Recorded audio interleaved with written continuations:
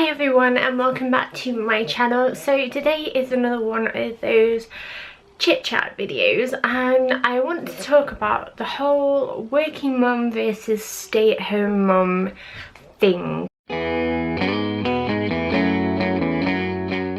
There's that whole saying that the grass is greener on the other side, and we all know it's rubbish because the grass might be greener in other parts, but their grass is going to have weeds, it's going to have those weird yellow patches that never quite recover no matter how much you mow your lawn or water it or anything like that. Everybody has those patches, it's just whether or not those bits are the ones you can see from where you're standing.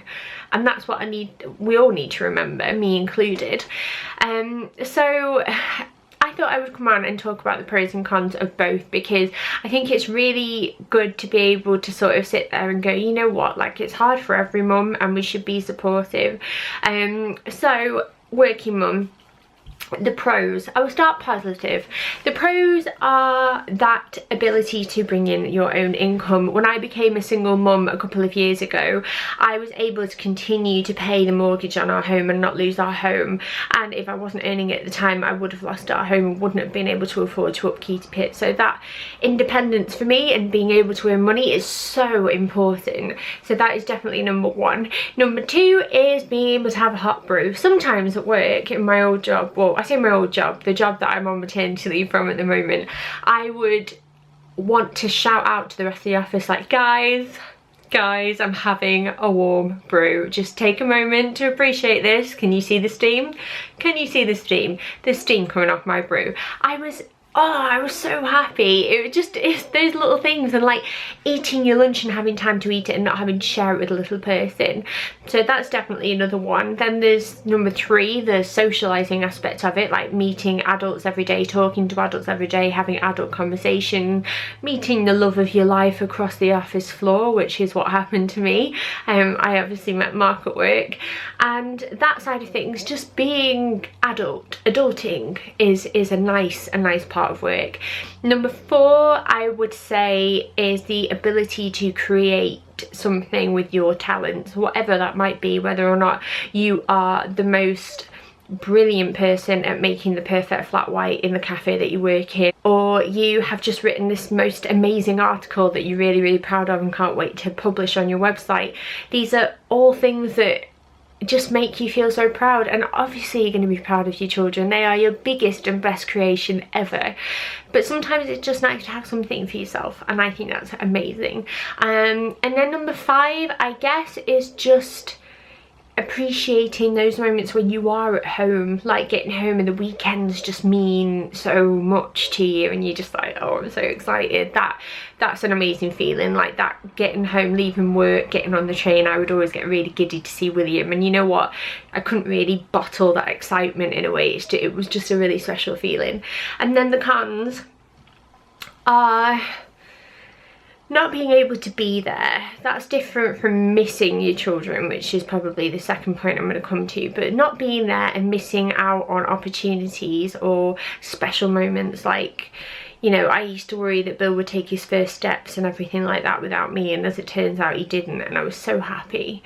And then there's things like when he's poorly, I'm not there, my mum will say, you know, it's fine, go on in, it'll be fine, I've got this. And I feel like I should be saying, well, no, I should have this, like, this is me, I should be doing this, but I have to go in and I have to earn money. And then there's that whole side of like using up things like annual leave, you know, sometimes if they're poorly or if you've got to go and do a certain thing with them, like special days, like, I don't know, the Christmas assembly at the end of the year or that first swimming lesson. And I hate that. I miss out on so much and it pains me. It really hurts me. And then obviously the second point is that I miss him so much. I used to miss him terribly, and I just used to sometimes sit there and I would allow myself a minute or two to just sort of drift away with my imagination and just think about what he would be doing and how he is. And my mum would send me pictures and things, but it was never the same as being with your children, and I really didn't enjoy that. I think the third negative for me is always feeling like you're constantly playing catch up with yourself. Like, I would never be able to get stuff done. I would have 2 days a week in the weekend where I would just have to cram everything into those 2 days, whether that would be chores or hobbies like my blog or taking photographs or just being a mum and being a family and relaxing and getting some rest. Like, that would never happen for me, and I wouldn't ever be able to slow down and sort of like take in the scene around me. So that is definitely the third point for me. So when it comes to being a stay-at-home mum, the positives undoubtedly are being able to be with your kids and see them all the time and watch them grow and not miss out on anything. That is incredible. They are just there, and you can hug them and you can kiss them and you can be their mum. You can, you know, kiss away those tears if they fall and bump their knee. You can be the one that administers Calpol. You can be there. You can watch those first steps. You can do those first mouthfuls of food. You get to fulfill that purpose, and you get to rest as well in that sense. In terms of, I'm talking more about maternity leave here, but I found that this time around, despite Daisy being in special care, I was able to take it much slower than I did the first time around when I went straight back into work. That's not to say that I think being a stay-at-home mum is easy, but we'll get on to the negatives in a second.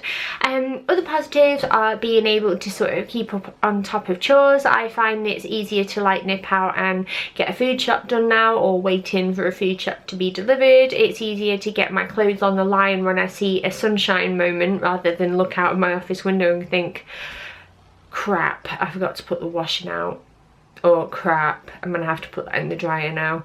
Like, there are just little things like that where it's more convenient, I find, for my lifestyle, that I'm able to get things done a little bit easier around the house. Other positives are being able to sort of really appreciate family time, I find anyway. When Mark gets through the door, I try and have all of the little nitty gritty chores and stuff done and like tea ready. And then when he's home, we have so much more quality time now as a family. It's unbelievable. And I'm not talking that 50s housewife thing. I'm not talking where I do everything and he just comes home to his family and a nice little wife, like barefoot and pregnant or something like that. It's not that.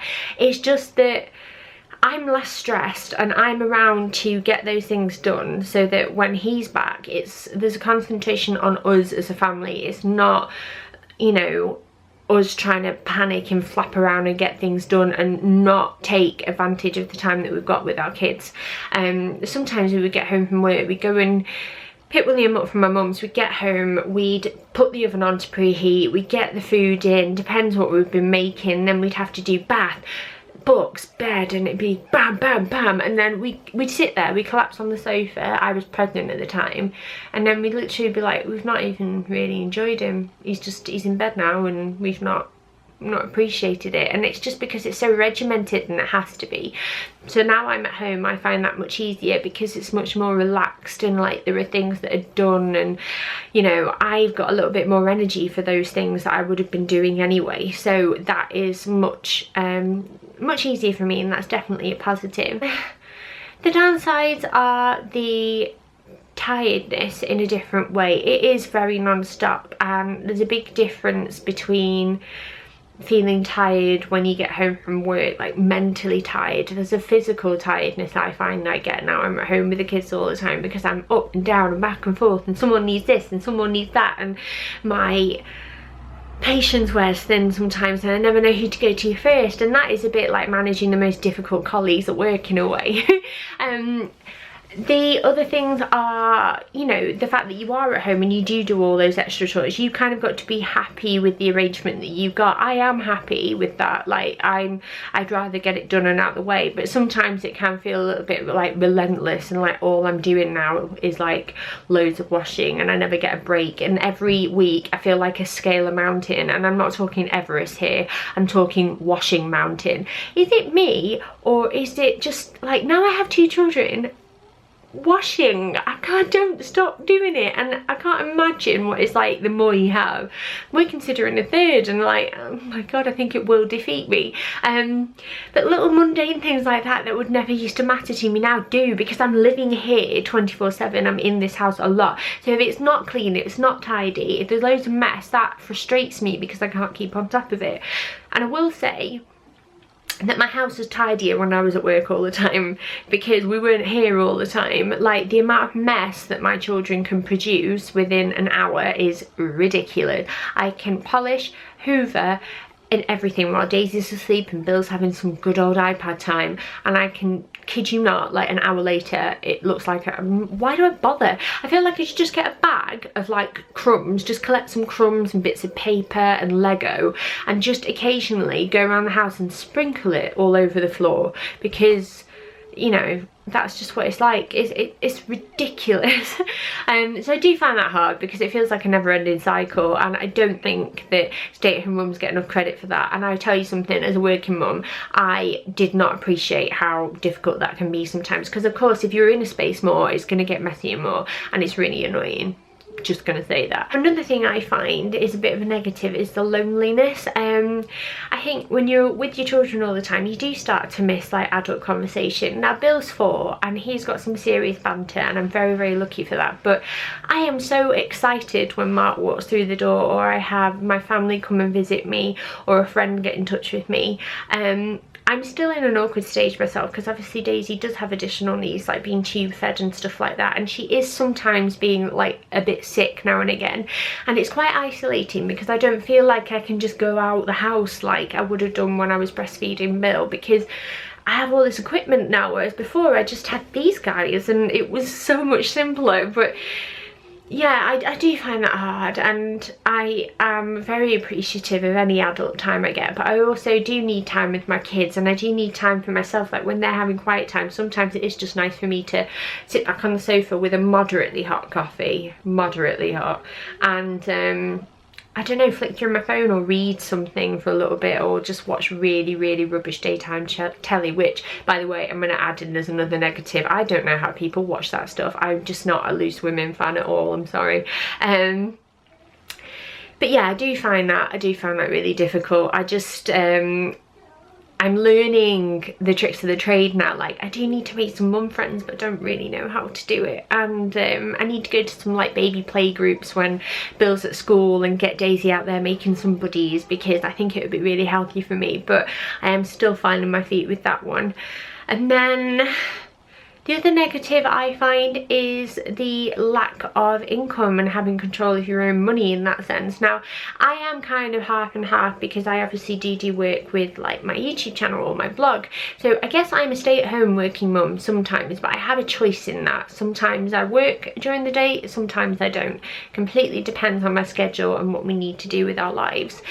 But that lack of income makes a huge difference, because people are like, oh yeah, but you're off all the time, and it's like, yeah, but I don't have any money. Have you tried entertaining children with no money? Are you, like, I'm not a magician, I'm not Mary Bloody Poppins. When I open my changing bag, a load of nappies and baby crap falls out. Not actual crap, but you know, like baby paraphernalia. Like, there is no magic syrup or games to play or a bloody massive lamp. Like, it's just a bag of rubbish, and I try my best, and I can't go to soft play every single day. I can't afford to. It's a, you need a bloody mortgage to, like, well, remortgage to go to that place every day. And then, like, you know, I find the part boring sometimes, and I don't really find going to a coffee shop with 2 young children particularly relaxing anyway sometimes. So it depends on their mood. Sometimes they can be angels, and me and Bill can laugh and chortle over a baby chino, and then other times it's like I've taken, I don't know, the devil out for dinner. Like, it's not as lovely as it looks, and I think people need to appreciate that. Like, sometimes having expendable money is a big deal, and it means you can get out and do things and entertain your kids and wear them out, and things like that aren't always possible when you're a stay-at-home mum and one of your incomes has decreased. So that is another downside. But ultimately, if you got this far in this very rambly video, I think that we all need to remember that there is no right or wrong version of a mother. If being a working mum works for you and that makes you happy, it gives you drive, it gives you an outlet for your obvious talents, and you're really, really enjoying yourself, you be a working mum and you own it, and don't let anybody tell you that that is not good enough, because it is good enough. It's brilliant. Go you go Glen Coco. That is what I'm about. Happy mothers. If you want to stay at home with your children because you want to see them grow up in that way, and that is what you feel is your purpose, and you enjoy that and you feel proud of that like you should do, then the exact same for you. You are not just dusting around the house all day. I know how hard you work. I know how tiring it is. And don't let anyone tell you otherwise either. And if you want to do a little bit of in between, if you work part-time, if you found that balance, if you're still looking for that balance like me, then just keep going for it, because we'll find it one day. And at least we know in the meantime that we're all in it together. What I can't stand about this whole age-old debate is that whole one's better than the other, one's harder than the other, one is the right answer, one is the wrong answer.